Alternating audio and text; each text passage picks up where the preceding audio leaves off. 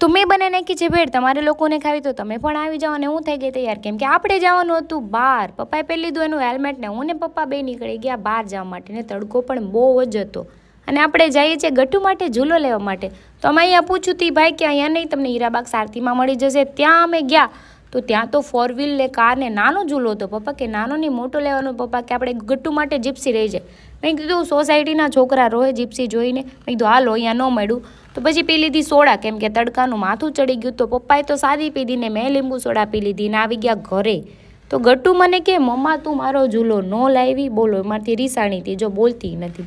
પણ એનો ઝૂલો કે મળ્યો નહીં તો શું કરવાનું મારે. અને માર્કેટમાં જવા માટે બેન તૈયાર થઈ ગયા પર્સ લઈને. જો ટાટા કરીને તો વહી ગયા, તો આવી ગયા હારી. એ માથામાં કરે છે માલિશ. મેં કીધું મને કરી દો, મને કે હાથે કરીને. ગટ્ટુ જો બહારથી ડોકા કાઢે એના પાપાને જોઈને. અને પછી એને વળે દીધું માથું, કેમ કે બાપ દીકરીના રમત દાવા હોય.